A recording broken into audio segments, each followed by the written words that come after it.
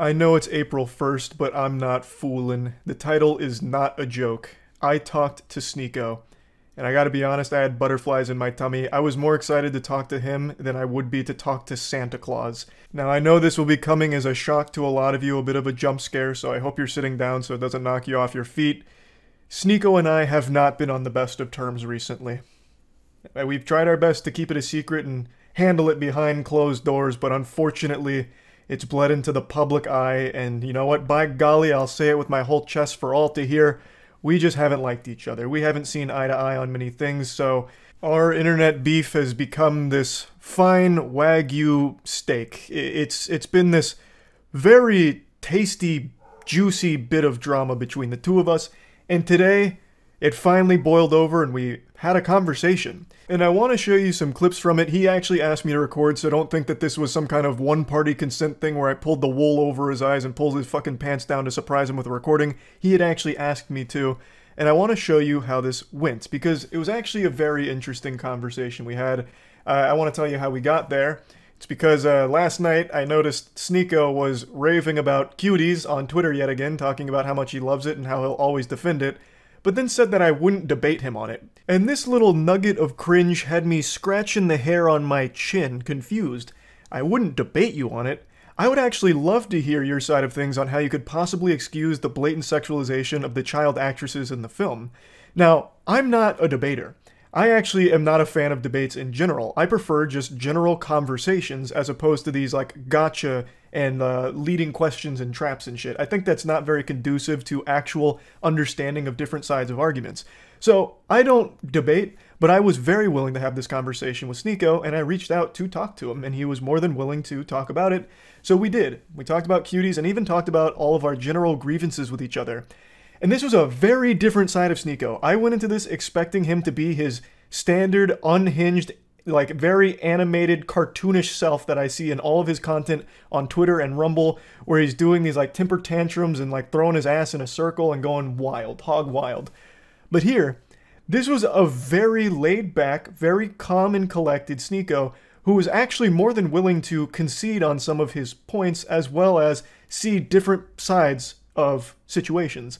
And I didn't expect that. And I'm very appreciative of that pleasant surprise as well, because I went into this with pretty low expectations, but after finishing our talk, I'm actually pretty curious to see where Sneako goes next, because like I mentioned, there are some things that he just fully admitted, like maybe he was guilty of doing similar things that he criticized others for, and that he was going to be repurposing his message and changing things around to make it more conducive to positivity.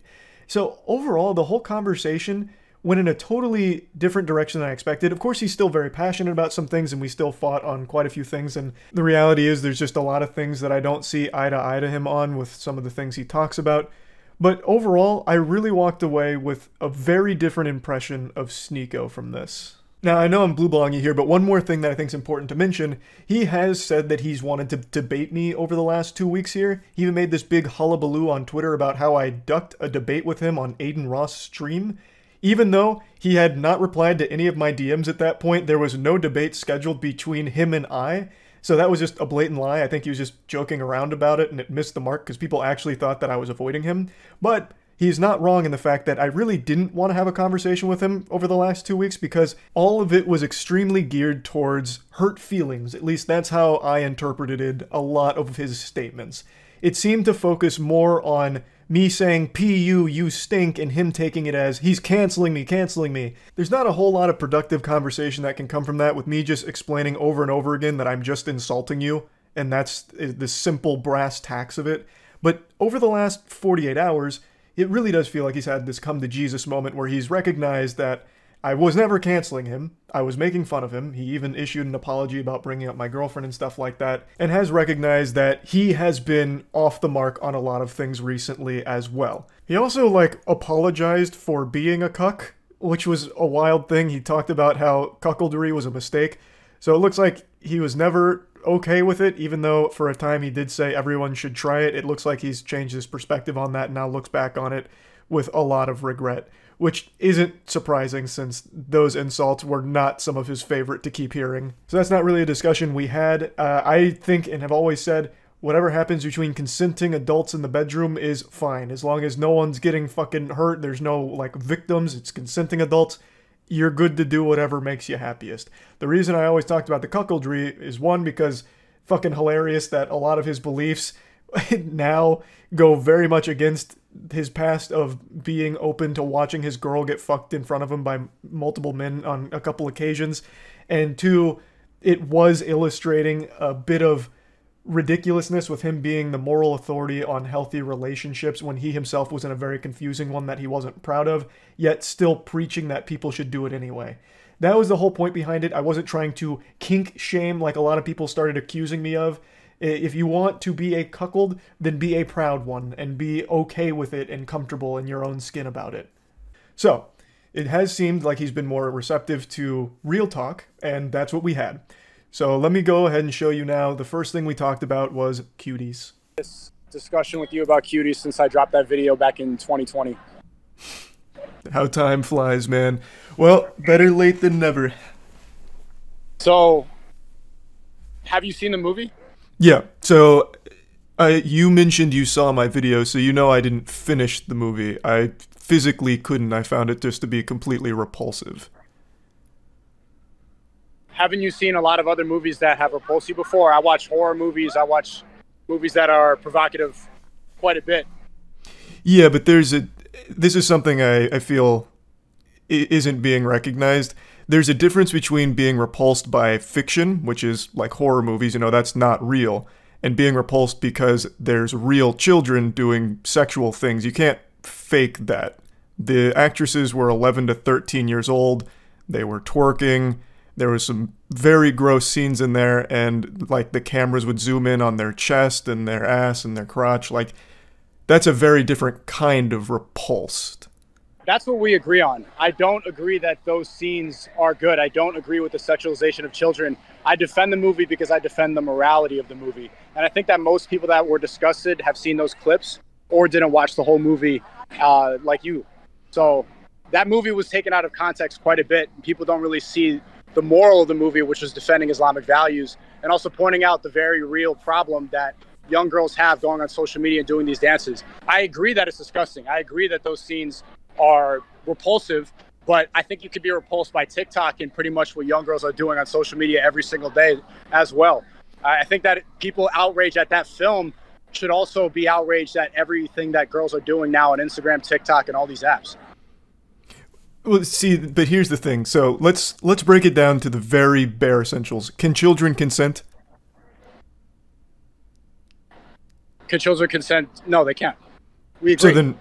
So then why do you think it's excusable to exploit them after having them sign up for this film? If you admit they can't consent, how can they possibly give the okay to be shaking their ass and having a camera all up in their shit while they're doing sexual things, like that scene where she takes a picture of her vagina, the scene where they're doing literal, like, toying around with cam sites, like, that's very different. Like, no one is disputing the message, right? It's I agree with the intention of the movie. I don't think that those scenes are good. That's what we completely agree on. But I think that that was an important movie to point out how many people get sucked into this world. I think that was needed. That movie was needed to be made. And I also don't think that that movie encouraged pedophiles to go and cite and look at these girls. I think that they're more likely to go on TikTok and find girls that they're attracted to. I don't think that this really attracted people to these girls. Well, it's not like I'm here arguing that this movie created pedophiles, right? But what it did is it delivered a film that they would watch for totally different reasons than the message. Again, the message isn't something that I or pretty much anyone has an issue with. The message is, like you mentioned, the social media poisoning them, making them do the sexual things, which is a problem. But this movie contributes to it since it still used real children to sexualize them to showcase it. That's the issue. You didn't need it to be children. I don't think it contributes to it because when you see girls doing this on TikTok, they don't know. I don't see girls doing it on TikTok, though, is the thing, right? The only people that would are going to be the pedophiles. They would go and search that out. This movie was advertised on Netflix. No, that's not true. Every time, I don't have TikTok on my phone, but once in a while before I was banned, I would go on there, and the first 3 videos would be the same thing that you see on Cuties. And that's why I uninstalled the app. That's why I refuse to have it on my phone, because it's directing you to those to those images. Which is a problem. I'm not disagreeing that's a problem. But that doesn't make this film... We agree, but we just disagree that I think the movie was important to point out a flaw. Personally, I never empathized with girls being directed to that site before I saw that movie. That really made me understand what it's like to be a girl and grow up in that age. I think we're getting... Yes, we agree that it is disgusting, but you are excusing it because you believe it highlights a very real issue, which it does, but it contributes to that issue by using children. They didn't have to use kids. You recognize that, right? They could have used... They didn't have to use kids. But I also look at the director and I look at the moral of the movie, and I don't think that it was anything unsafe, and I don't think that the director had any bad intentions making it. So maybe it shouldn't have been as sexualized, but I defend the morality of the movie, and I also defend the effect that it had on me. When I watched that made me have a new perspective. But do you see why that's kind of... Jesus, sorry, that was my cat. Do you see why that's kind of concerning to hear, though? Because in the time that I watched that film, there were unreal amounts of sexual scenes. In fact, the majority of the movie was them doing like the dance routines where they're smacking each other's ass, zoomed in on them shaking their ass in the camera. There's that scene where a security guard's like, "What are you girls doing here?" And they're like, "We're dancers." He's like, "Prove it." So they start twerking for him, and he's like, "Oh, great, get in here." Like, that is a problem, no matter how you spin it. Again, the message is fine. There was never anything wrong with the message, and maybe the intention of the director was... How would you tell the director to convey the message in a different way? You would just not use children. You could deliver the same message and you don't use children. The problem is I don't think it would be effective. I don't think it would be as effective. It's so unfortunate that it's misinterpreted, but you couldn't be able to have that effect and show how provocative and how dangerous it is without using kids. Yeah, of course, the shots probably did not need to be that bad, but when I watched that, I was absolutely disgusted. And like I said, it changed my perspective. And what I'm surprised about is that you are against wokeness, because everything that your content is about, it doesn't seem like you've ever directed any energy towards how dangerous wokeness can be, which is exactly what that movie's about. It's saying how important Islamic values are in the face of wokeness. It's about a Western African family, Islamic. They go to France, a completely woke country that's now being burned alive, and women are running around topless. Wokeness has consumed France, and it's pointing out a proper solution to this problem, which is embracing Islamic values. Who was the director of the film? Do you know? Her name is Maminu Doucouré. Maminu Doucouré, I think that's her name. She's a Western African woman, and she moved to France. So I imagine that she had a very similar experience, and she was trying to portray what it was like growing up. So the message of the movie is about social media, and almost exclusively. She directed the film based on seeing some children in a neighborhood doing sexual dances and wondering, how did it get to that point? This isn't okay. So the movie was supposed to be about how does a child get to that point, and it's about how social media is poisoning them, and they're constantly comparing themselves, they're seeing these things, so they're putting on makeup and they're doing sexual shit. And they never really understand why or the consequences of it. It's not a critique on wokeness, though. Of course, anything in the art field you can derive your own meaning from. I recognize that almost everything you encounter in life you tie back to either cancellation or wokeness, but in this film in particular, this is a movie I really feel conflicts hard with your ideology. Under no circumstances should children be sexualized, is where I stand. Do you disagree? There's a lot of things in movies, like I don't agree with incest in Star Wars, but Star Wars has incest scenes. I don't agree with incest, but it's portrayed. It's not real incest, though. This is real children being sexualized. It's not fake. These are 11... I agree. But I'm defending the point of the movie. You can defend the point of the movie but you can still condemn the movie itself. The point can stand on its own 2 feet, right? Like, there is a problem, which you recognize, with kids being sexualized, in specific on TikTok. That is a problem in and of itself. But you can still condemn this film for contributing to the thing it's supposed to speak out against, which is sexualizing children, which you have admitted it does. And it didn't need to, like you said. That is the problem. Maybe they shouldn't have used child actors, but I agree with the point of the movie. But how do you think that the point could have been conveyed in a better way? You think should they have used 18-year-olds to play 11-year-olds?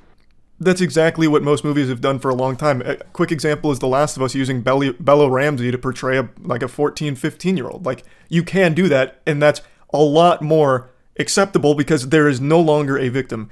Like you'd said, children can't consent. These kids could never fully consent to being sexualized in this film like this on the big screen. I would argue that when they use 30-year-olds and 27-year-olds to play high schoolers, like in Euphoria and like in 13 Reasons Why, it actually sexualizes kids more because we start to mature high schoolers and we think of them in a different way. People in their 30s and their late 20s get addicted to Euphoria and they have ideas and they start romanticizing teenagers in a different way because they don't use actors in that way and they make them look more mature. That's a completely separate conversation you can make arguments for, but that doesn't work here because it sexualizes already real children, right? So I think you're getting hung up on like the what ifs and like whataboutisms on other sides, but the core doesn't change. So let me give you an example. It is realistic to use kids for the message, right? Because it's about kids. Well, what if the child was naked doing the vagina pic? If they showed the kid's vagina, is that now too far? It's still realistic. That's too far. So there's two ways the movie could have been changed to be more effective and that people would understand the message. One, they could have used child actors and they should not have been sexualized in that way. Or two, they could have been 18 plus and it could have been sexualized, but then it wouldn't have been as effective. One of the two should have changed. I agree. Okay. So then do you think there's like levels to sexualization of kids that is acceptable and then unacceptable? No, this is never acceptable to sexualize children, but then we agree. So then can we then say, since this film sexualized children, I can't really champion the film. However, the message is okay. Like I like the message. I agree completely. But the reason I defend that movie is because I think everybody just saw those scenes and looked past the message and looked past the good moral that the director had when making it. That could very well be the case for some people, right? 100%. I would say most people. Most people who hate the movie haven't seen it. Most of the people accusing me of being a pedophile for defending the movie haven't seen it and have no idea what it's about. They've just seen those scenes. But they're also still not wrong for being upset about those scenes. Like, can you recognize that? I think they should be more upset at the problem. I think people should direct that anger instead of calling me a pedophile on the internet. They should look at the system that turns these girls into sexual objects at a young age and be more angry at that. That is the real issue. That is the bigger problem at large. They do, though. It's not mutually exclusive, like where it's one or the other. Do they? Do you? Do I what? Talk about the problem? Do you direct that anger? I see you. Now, from here, we started branching off into other conversational topics, but I do want to go ahead and give a little wrap-up here. After talking to him about it, it really feels like he sticks to his guns just out of pure stubbornness because he's defended it for so long. He's unwilling to forfeit on the point, even though he can clearly recognize that the sexualization of children is a bad thing. And since the movie sexualizes children, it is full stop a bad thing. He can't separate the message and applaud the message without applauding the whole film, which is a problem. He repeatedly calls it his favorite movie and how important it is, but he's only referring to the intentions with the message, and the message is fine, but the film itself is not fine.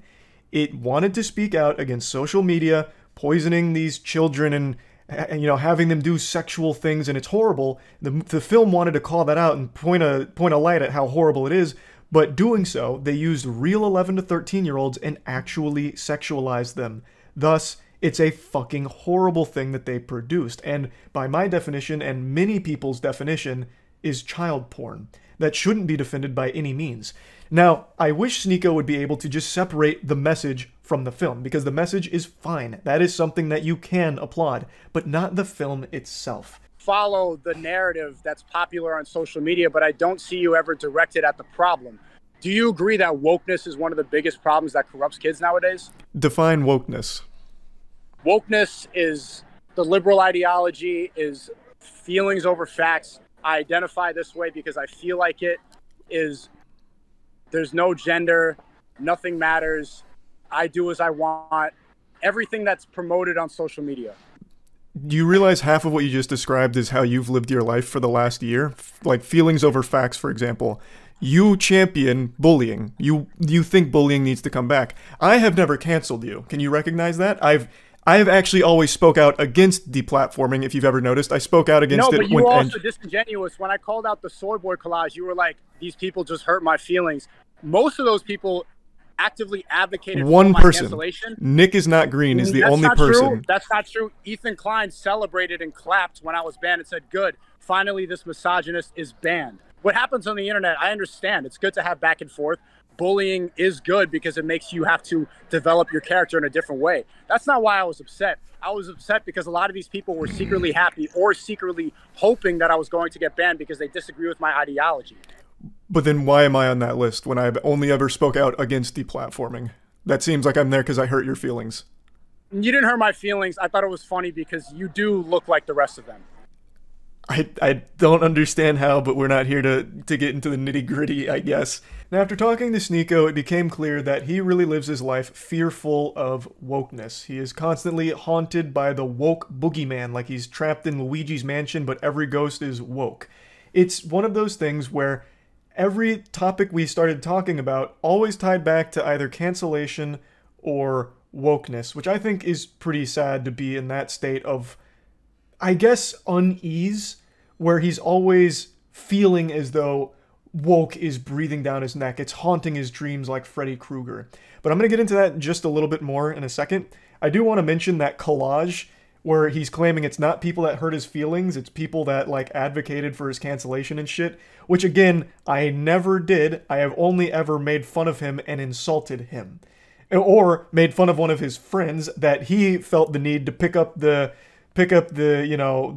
White Knight's armor to defend the honor of. So I, under no circumstances, fit any of his definitions there, except for he thinks I look like the rest of the people there, which I have still not to this day seen a single living, breathing human being that has said there is similarity between anyone on that collage. Fucking 30 people on that collage, and there is no similarity amongst any of them. All types of different backgrounds, faces, hair, everything, beliefs. It's not even fucking close. I don't know what he's seeing there. Maybe he's like face blind, so he sees everyone as like a default RuneScape character on Tutorial Island. I don't know. But anyway, back to the woke topic. I wanted him to define woke, and he gave me his definition of woke. To his credit, that was more than I would have expected, because last time I saw someone try to define woke, it was a fucking disaster. But he clearly does have at least some belief on what wokeness is and what it means to him. Now, he asked me if I think that's the biggest problem facing the youth today. And I didn't really get to get a clear answer in there because he kept switching kind of rapidly. My answer is no. But I do think the biggest problem that's plaguing the youth today is the fact that kids feel forced to choose sides so early in life, before their brain has even had a chance to develop. Now, whether you want to subscribe to one side of the political spectrum or the other, you are always being forced down one path in this level of tribalism where you always have to blindly support that side and hate everything and everyone on the other. I think that shit sucks fuck. I think that's a horrible way of living life, and it leads to a situation that we see a lot now where people aren't friends with someone that don't share every single thing in common. For example, I have friends that I disagree with on many things, but we're still friends at the end of the day because we do have commonality in like personality, and we have fun together. We don't need to agree on everything, and I wouldn't want that. I don't like echo chambers. And regardless of if you're on the woke side or the anti-woke side, you put yourself in an echo chamber no matter what. And both sides eat you alive if you so much as critique something about that side. It seems like it's constantly discouraged to think for yourself. You have to be fed your thoughts, whether that's being fed the thoughts that Sneako hates or being fed the thoughts that Sneako champions. It's always being fed your own idea, their ideas, and then you try and adopt them as your own, and any kind of deviation from that is frowned upon in the communities. And in fact, if you decide you don't want to go down either of those paths and you try and like take information from both sides and form your own perspective, you get insulted for being a centrist. What is the meme? Enlightened centrist? There is no winning. The only winning move is not to play. That is what I feel the biggest problem is for the youth, is forcing them to make these decisions where they have to play for one team or the other for their whole fucking life, and then regardless of which side you choose to go to, you still get eaten alive by members of the same community if you're somewhat out of line or thinking too hard for yourself. That's what I think the biggest problem is with growing up with social media and Twitter constantly plaguing people's minds, which in turn leads to everyone being miserable and mad at everything and everyone. And I also think it lends itself to making everyone more isolated and lonely, because then they lock themselves online, constantly fighting battles for their ideology on Twitter with fucking random bot accounts and actual nonsense every hour of every day. So that would be my answer to what is actually plaguing the youth. Similar. Overall, and you can see it with the Fresh and Fit video that you still haven't corrected, where you called Fresh a virgin. A lot of it, and you see people that hate me, they're like, oh, this alpha male, this alpha male, this alpha male Sneako. And I've never once called myself that. I don't think I'm an alpha male. I advocate towards things that are conservative. I advocate towards Islamic values. That doesn't mean that I think I am an alpha male. I've never called you an alpha male. You're talking to someone. Though. You've called my friends that. You've called Fresh and Fit that, and you haven't. They call them. You are really hung up on fighting for the honor of Fresh and Fit. What I did was exactly what you preach. I made fun of him. Calling him a virgin is a joke. Do I think he's actually a virgin? Probably not. And it's not even a good joke. Like, that's the laziest joke of all time. Which is why it wasn't like the crux of it. I just made it as a throwaway statement in the middle of a rant about his ridiculous story. This is something that clearly weighs heavy on the mind of Sneako, where I insulted his friend, and my God, he has not let that go. This has become like his Vietnam, because it really seems to have taken a big toll on his psyche. He believes I owe a retraction and apology for making fun of him and calling out his story. And he says that I was wrong about all of it, even though, I'll play the clip in a moment, further into our conversation, he also admits he doesn't know if he actually fucked the 3 women that he claimed he did. Nobody knows. The story itself is outrageous. What they proved is he had DMs, like a conversation with the NBA player, but that doesn't corroborate the whole story. There is no apology or retraction necessary. It is still such a fucking crazy story he told that probably wouldn't even happen in the most obscure Brazzers porno ever. Because you don't correct your mistakes. You were wrong about Fresh and Fit. You were wrong about Andrew Tate. And you were wrong about the movie Cuties. Okay. Well, I'm glad you tied it back to Cuties, but before we get back to that, how am I feel like I'm one of the very few people on the internet who corrects himself. Whenever I make a mistake, I do go and make a clarification. For example, I got something wrong with a content creator holding a stand-up competition that was absolute dog shit, and then someone came there and made fun of him, and I didn't know the full context. Once I got the full context, I went back and made a follow-up video to explain it in more depth with more clarity. I always do that. With Fresh and Fit, you're really hung up on this idea that he fucked 3 women that night after meeting an NBA player at a bar, and they exchanged Instagram information, and it turns out they were Eskimo bros with the same girl's pussy. Like, it's an outrageous story. Now, whether or not it's true, you haven't proved it either. Were you there watching him fuck? Were you cheering him on? He verified it. He showed the DMs with the basketball player. They did the whole podcast verifying the story. The DMs. You didn't correct it. Okay, so you didn't correct that. They did verify the story. You didn't correct it. Did they have the basketball player? Did they have the basketball player and the 3 girls he fucked come on and be like, oh my God, he absolutely plowed the shit out of me. It was the best sex of my life. Did he have... that would be... That would never happen, but he did show the DMs with the basketball player verifying the story and that he did go to the party. Whether or not you want to believe he was with 3 women, I wasn't there either. I guess we're never going to know. But He did get the DMs from the basketball player. To add on to this, if there's even small elements of that story that are somewhat true, I guarantee the whole thing is still embellished because the story he told is a work of fucking Tumblr fan fiction.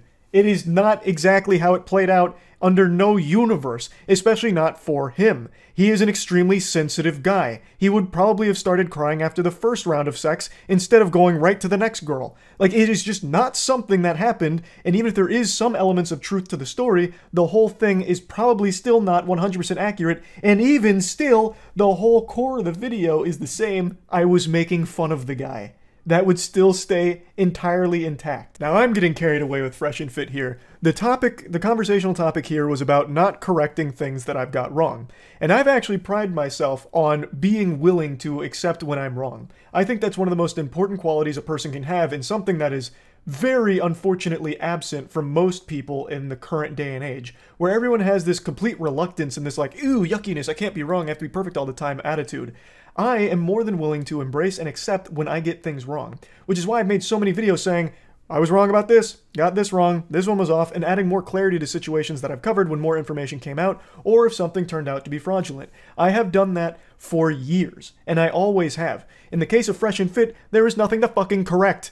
Now, I'm going a little out of order of our conversation because we kept bouncing back and forth between certain things, fucking pinballing around, but I'm trying to connect all the points together. So we're going to talk about the Andrew Tate thing in a moment. That's something we talked about for a little bit because Tate is very clearly someone that is a heavy influence in Sneako's life. But before then, I do want to focus on a couple other things we talked about, and that's him victimizing himself constantly. This is something I've called out, and I wanted to hear his perspective on it. A lot of the things you critique the woke for are ones that you actively partake in. Victimization, that's a big thing with the woke, right? Constantly playing the victim. Do you recognize how often you play the victim in terms of like, I'm being canceled, everyone's against me, you go on your Discord to talk more about it, even this morning talking and naming and shaming people that you think have slighted you as like a cancellation? You do the exact same things. Like, you are also an SJW. That's not victimizing. That's actively pointing out that literally every streamer, the entire internet, all of YouTube reacted to your video. I drop a response where I even apologize for going out of character and getting emotional. And then people...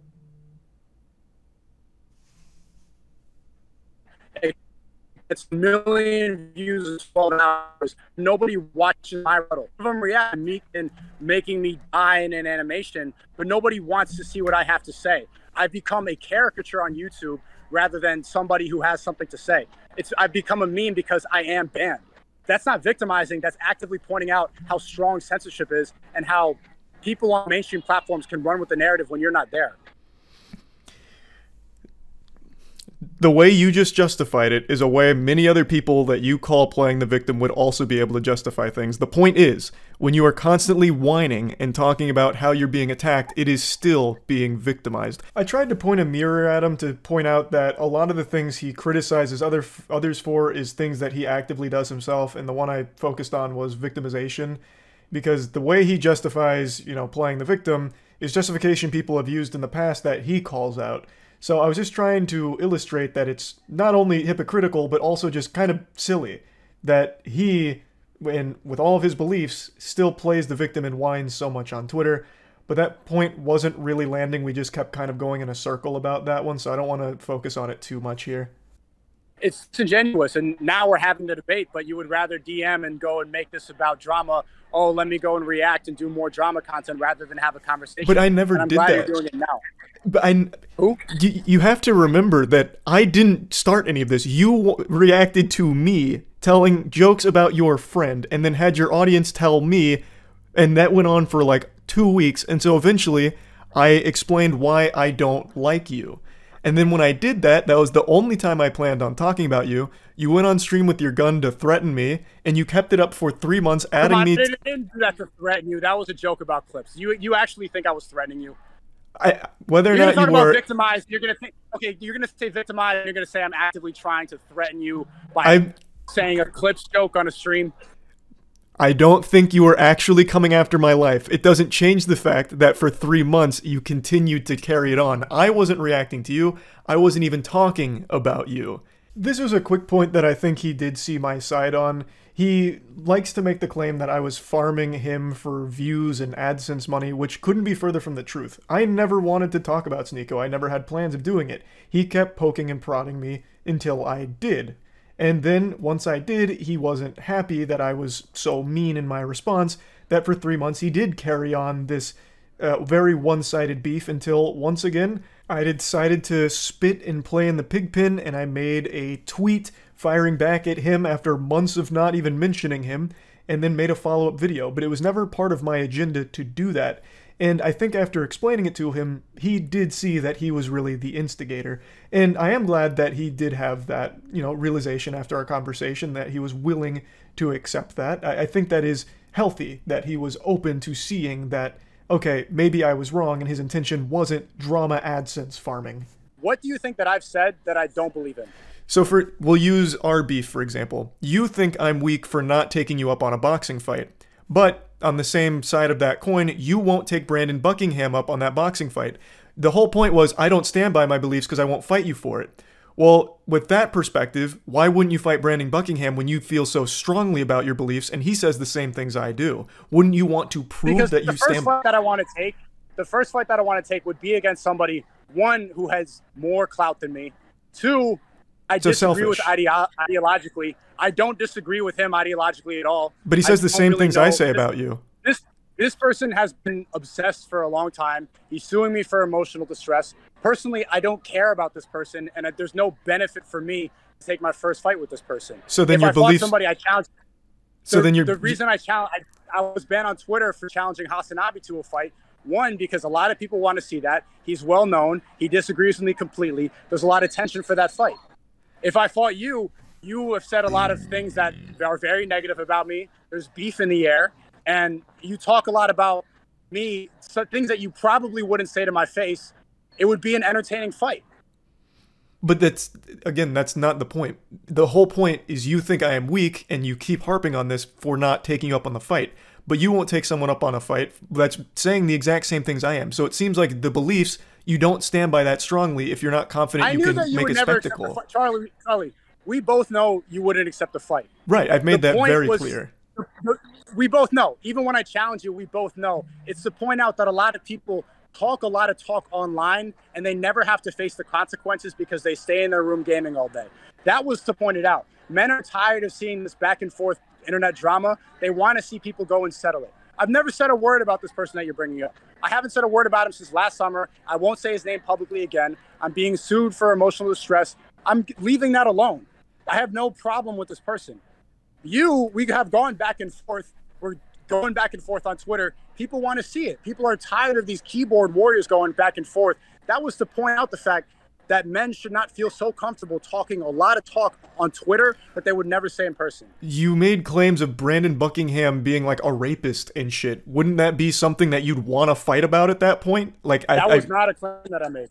That was not a claim that I made. I can't remember the specifics of it, but you did toss out the word rapist when talking about Brandon Buckingham. I don't remember the context it was used in, but you did mention it, right? So why is all of a sudden that now beneath you? Like, you don't have any problems with him now after he's willing to fight. The point is, you're talking about, you say these things and you don't have consequences. Well, what about you? You said these things. He's trying to give you those consequences that you think are so important, and you won't take him up on it. There is a clear hypocrisy. Right, that was a different example. The guy was a previous fan. It's a giant misunderstanding. There's a lawsuit involved, so I can't talk about this too much, but that is not what I accuse him of. I do not think he is that word. I never said that about him, and that's a lie. He wants to do it because there's an obsession going on, but that's irrelevant. Well, it's all tying back into the point I'm making, where the things that you preach against, you yourself embody. I'm not trying to use this as a gotcha moment, but I do think it's important to illustrate here that Sneako is still denying this claim, even though there's tons and tons of video evidence where he does say that Brandon Buckingham was threatening to rape someone.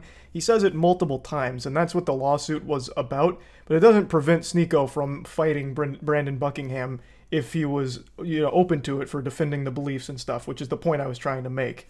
I'm gonna R-word your girlfriend. Literally said that. And he said, I'm gonna R-word your girlfriend, bro. This dude said he is going to R-word my girlfriend. Bro, nothing warrants saying I'm gonna R-word your girlfriend. Saying you're gonna R-word my girlfriend? You said that? Yes. Word for word. I'm going to R-word your girlfriend. Okay, talking shit by threatening R-word. Claiming that someone said they're going to rape someone is insinuating they are a rapist for making the threat. So this is just a point that I think he was way off the mark on, because he did make these accusations against Brandon Buckingham. Your energy, $50 on a course from vetted millionaires, or watching a gaming streamer for 6 hours every night? Well, he didn't use the course to get rich. He's getting rich from the course, the same way that the course that you're selling is not like your main way that you made money. You are making money from that course now, as opposed to what the course is teaching.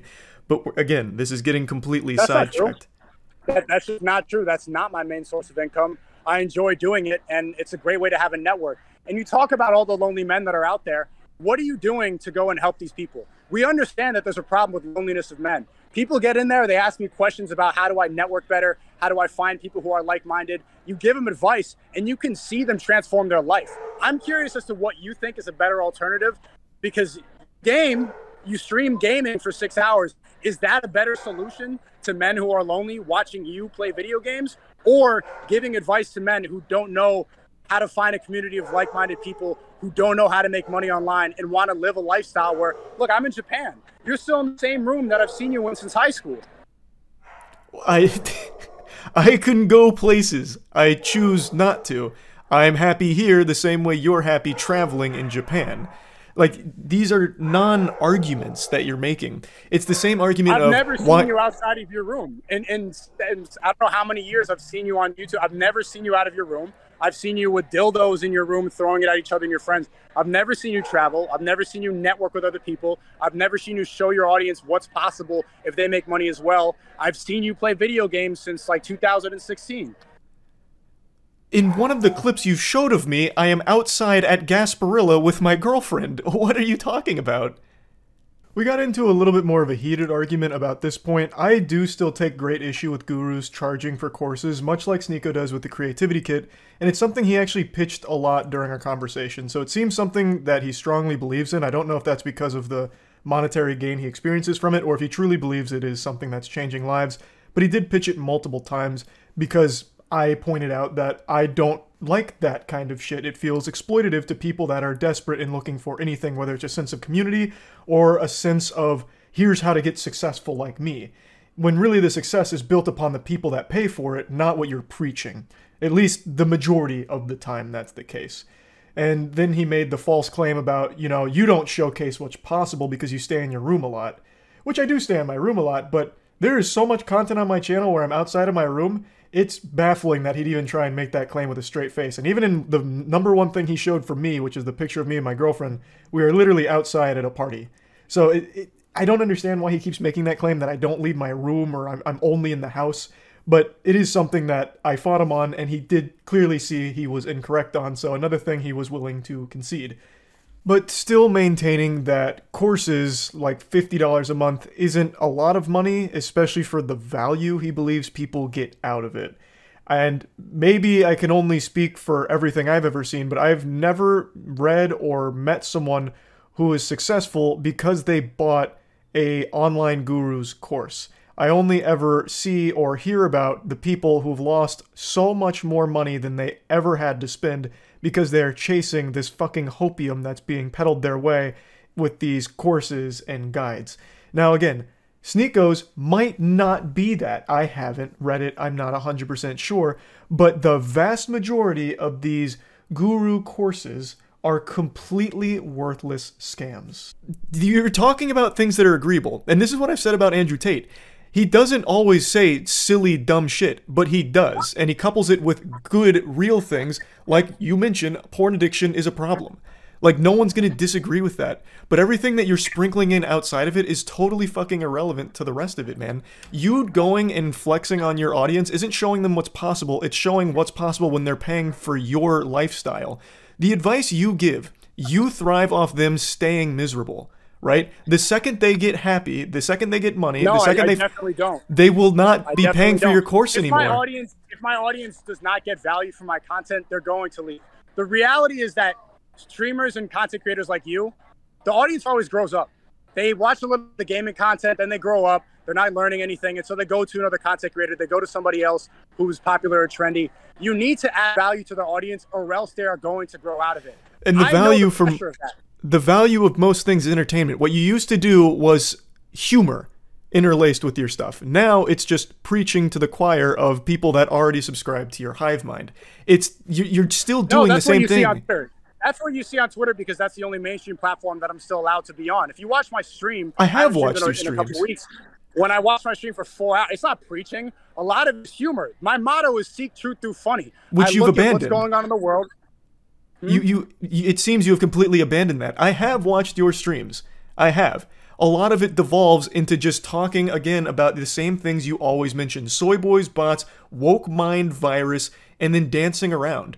And then always trying to defend and find the other side of something controversial. It's the same formula over and over again because that's how you found to keep your audience hooked. It's no different than people that... I go on Omegle and I'm joking around for an hour or 2 hours. I bring on my viewers and we joke to each other. I bring on people, real life people, they sit next to me and we joke around. I have different podcasts. I have different guests. The jokes I just did a podcast with Ryan Dawson uncovering Epstein and uncovering the truth about 9/11, which I really recommend that you go see.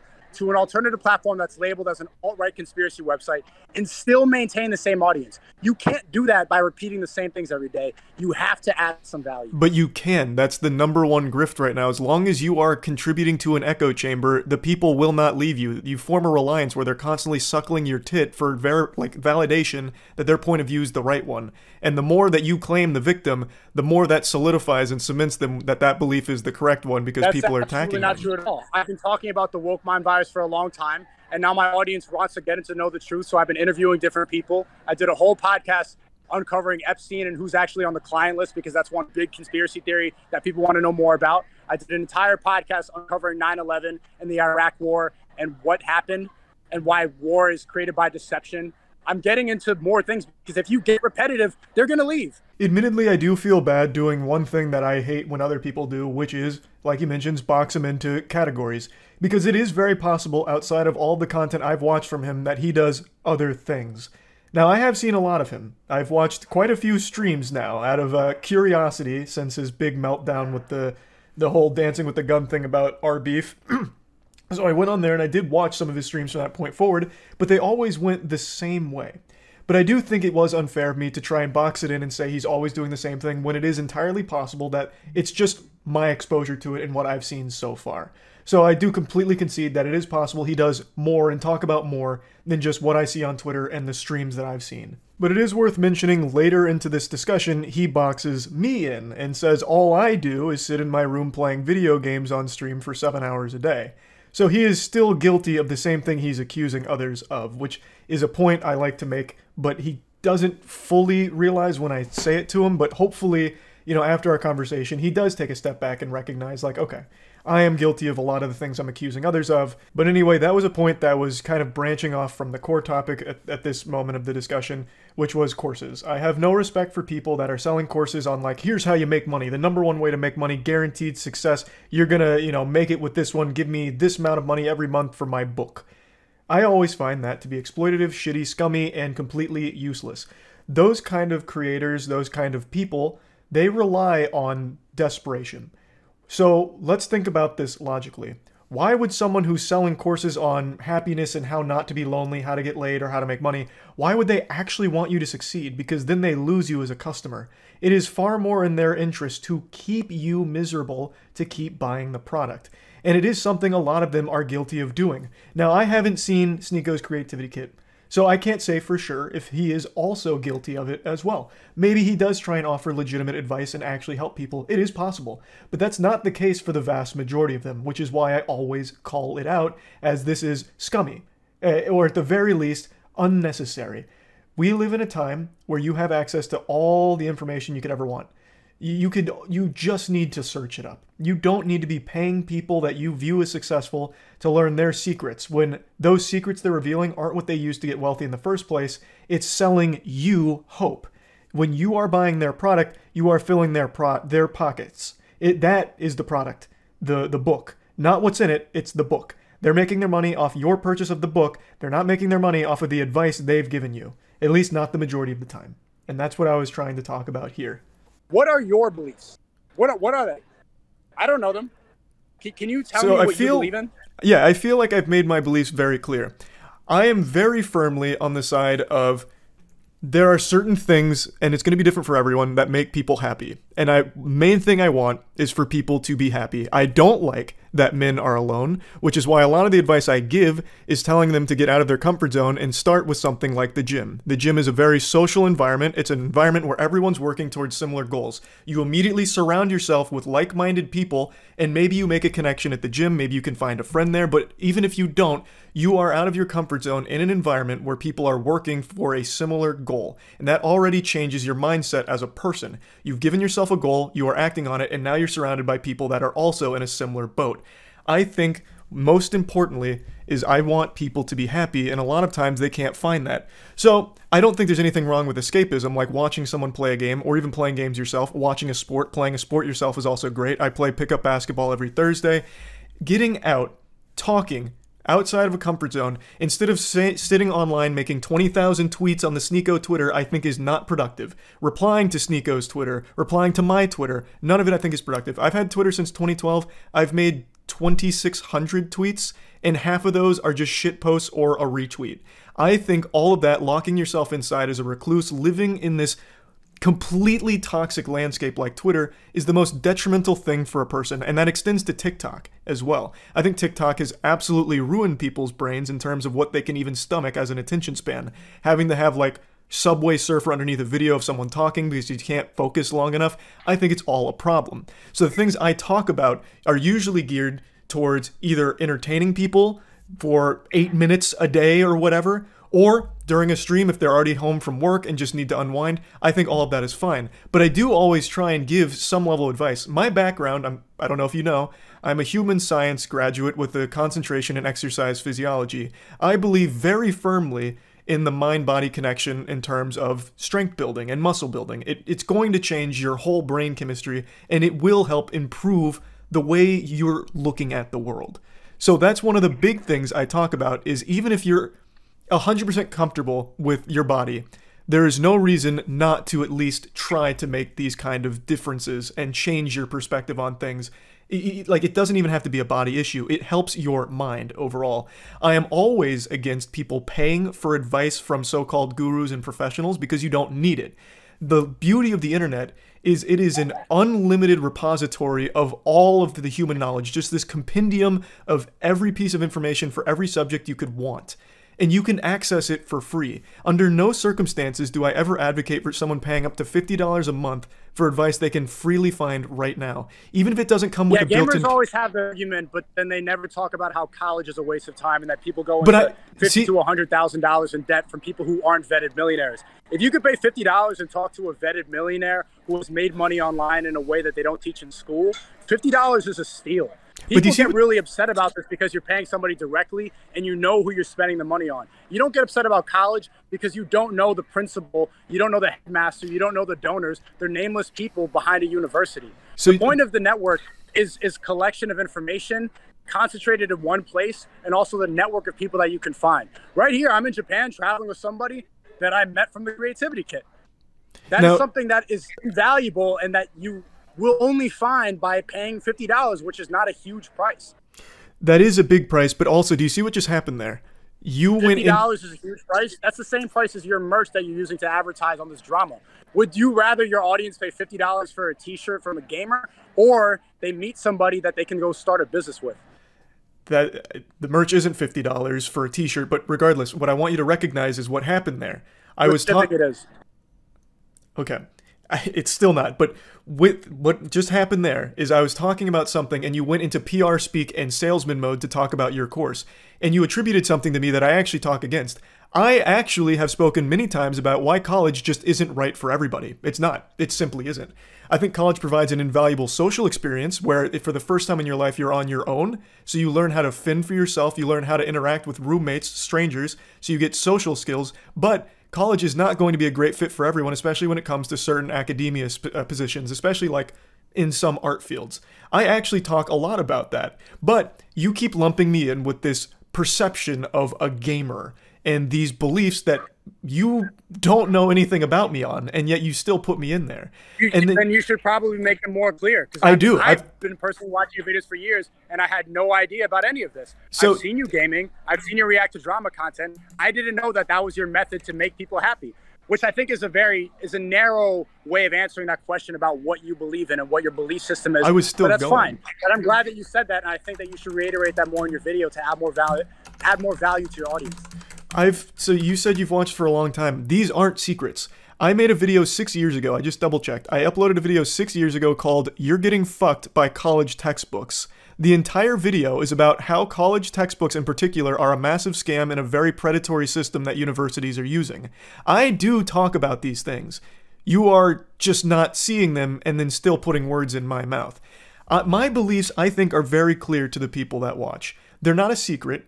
They're not hidden. I make them very obvious. It was after this brief discussion here that the entire landscape of our conversation changed, and it became very clear Sneeko never knew anything about me to begin with. He keeps calling me a gamer. Gamer, using the hard G on me. Gamer. And I think that might be because that's the only content he ever watched.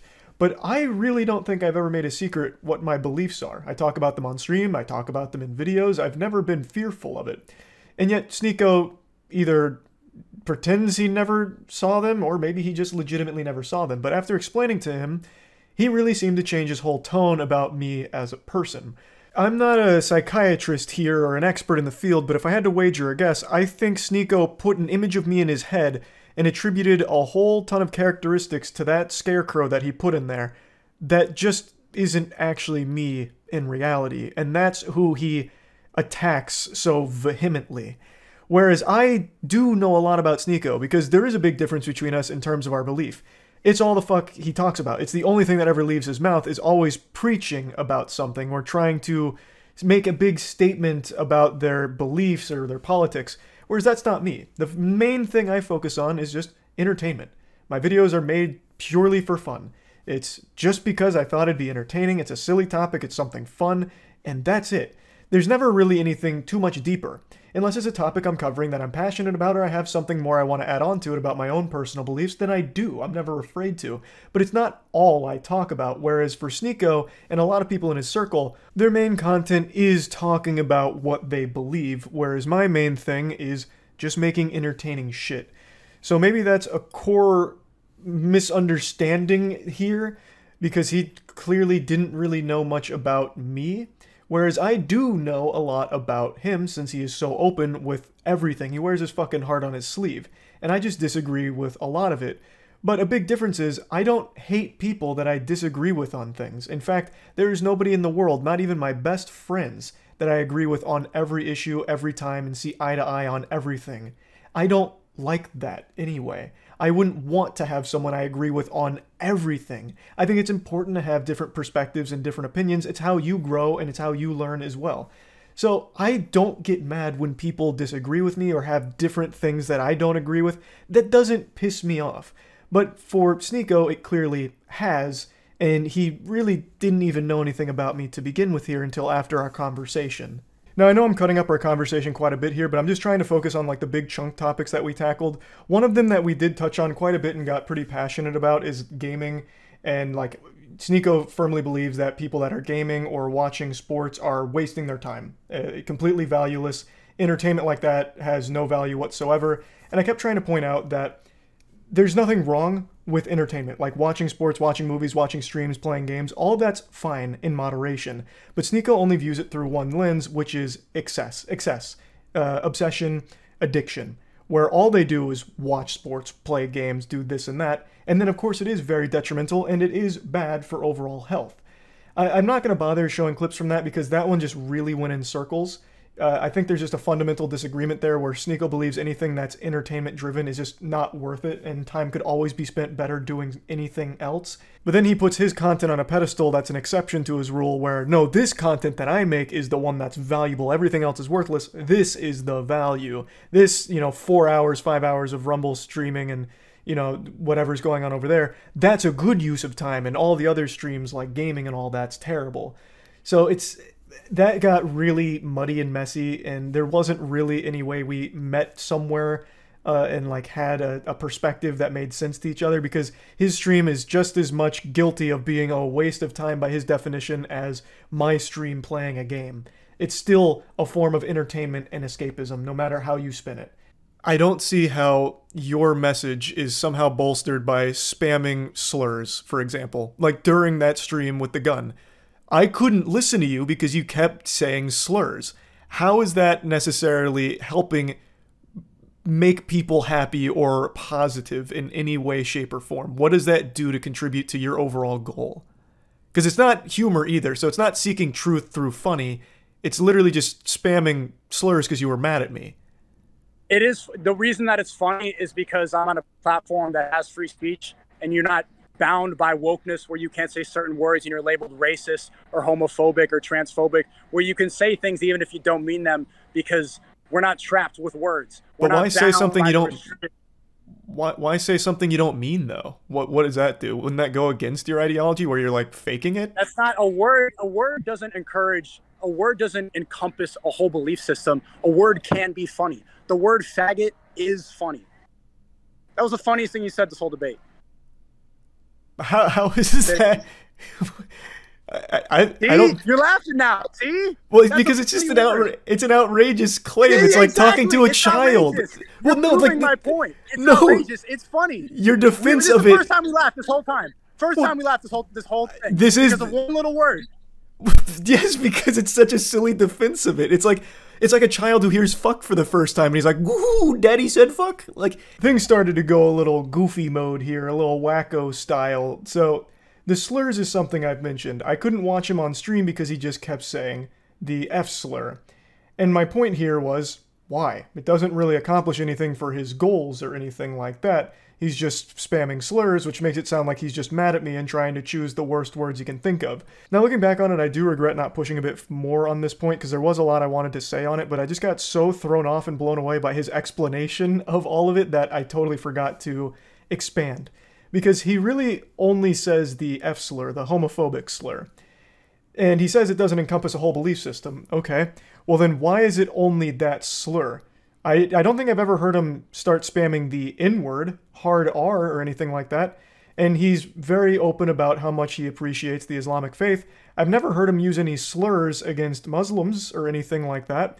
So if you feel so strongly that words don't necessarily indicate your actual beliefs, then why aren't you using more slurs? Why don't you drop more racist slurs during your stream? Why is the only one you use the F slur? If this is really how you feel about those words, then why aren't you using all of the other slurs? If they don't mean anything, and you feel so comfortable with Rumble allowing you to use the F slur so loosey-goosey, why is it only that one? Why not every slur? I'm just curious if there's like a tier list of slurs for you. I would have liked to ask more on that, but I guess I'll do it now in post. Which it seems like you can recognize. Do you believe that Andrew and Tristan Tate are innocent? That I don't know. They could be, and I've said that from the start. You don't have a belief on that? Well, because I don't have the evidence. They've been charged twice with the human trafficking, but none of the evidence is public. You didn't look at all the victims and their allegations and how everything was exposed on WhatsApp, how they plan to make a Netflix movie out of this. All of that was online. I think. But then, if you cover current events, this is something you jump onto the pizza box, but you don't take the time to go and look at all the evidence that was debunked. That's not true, though, because why do you spend the narrative laughing at somebody falsely in prison, but you can't go and just look at a couple screenshots and see that as garbage? You're laughing at the pizza box putting 2 people in jail because of what you saw on Twitter. When I say the word faggot or I say a slur, it's just a funny word to say. There's no consequences for that. Nobody goes to jail falsely. I have looked at the evidence from both sides. I always do. I don't just go to these tribes and just assume everything on my side is right and everything on that side is wrong. I take information from all angles in order to find where I personally sit on this perspective, on this situation. So, for the Tate brothers, being charged twice with human trafficking, while there is some shady shit from the victims, there is still real merit to some of the things that people were talking about, such as something you talked about as well. The taking of the passports from some of the women and getting there under the guise that they would be able to date them. Those are very odd, very peculiar things. So it's not like it's just, oh, all of that's wrong and we have to disregard all of it because this is here. There is, on both sides here, evidence that makes it a very complicated case, which is why it's gone on for so long, right? It's not one where I know the answer. They could be innocent, they could be guilty. I do think it's weird they've now been charged twice. There is some very odd things there because that's not exactly a light thing to come after someone for. And there is things that you have talked about. Do you think that it's wrong that people can go to jail for 4 months without any evidence or charges? And even outside of the Tates, I have said that in this country, where you can go to jail on suspicion of things without ever being charged. It's a problem. Yes, it is a problem. Okay. I didn't see that video. I saw the video laughing about the pizza box putting in jail. Did you make a video about that?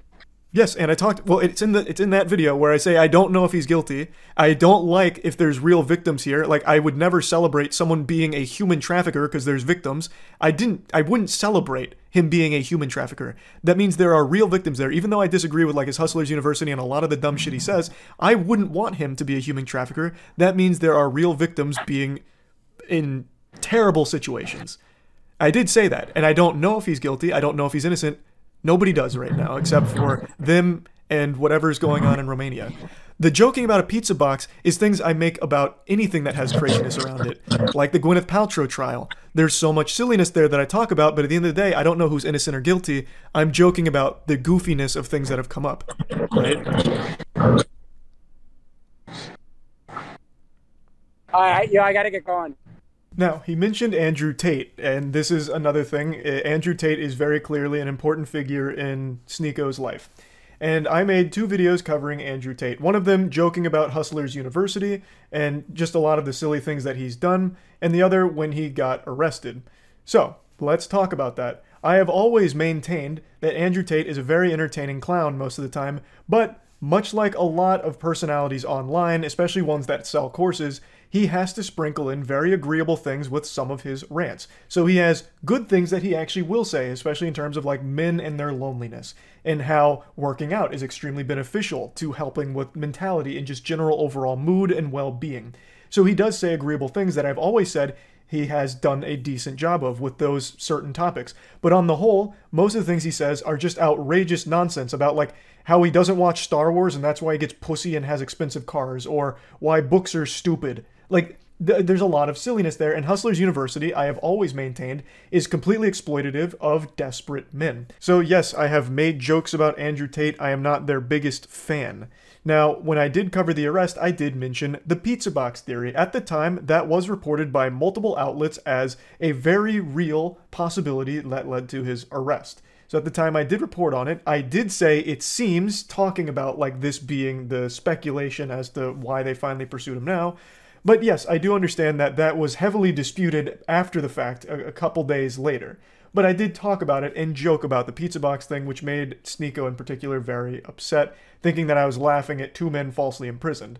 Which I've never laughed about. I've laughed about the idea of Andrew Tate and Tristan Tate being thrown in jail because of pizza boxes. I have also laughed and made jokes about some of the tweets that Andrew has made while in jail, such as talking about practicing his dragon karate fist that would break through every known metal on Earth to fucking shatter tungsten or whatever. And yeah, I've joked about the tweet where he's talking about like ghosts that he's killed, making himself sound like the goddamn paranormal firing squad out there, keeping the halls of the prison safe from ghouls and spirits. And while I made jokes at the idea of a pizza box leading to prison time, it wasn't the actual core idea of 2 innocent men potentially being in jail that gave me a big hearty belly laugh or anything like that. It was the outrageous circumstances surrounding it. I don't know if they're guilty. As I said in the video, I don't know if they are. I do find it weird that they've been charged with the same thing twice with multiple raids now, but at the end of the day, if they're innocent, I don't want to see them in jail. The reasoning for keeping them in jail was like a potential flight risk, like leaving the country, so I guess that was the explanation for it. But I have talked in the past about being imprisoned with no charges as being something I don't fucking agree with, which isn't a controversial take. So all of these things that Sneako attributed to me were things that I didn't actually believe or, in my opinion, do.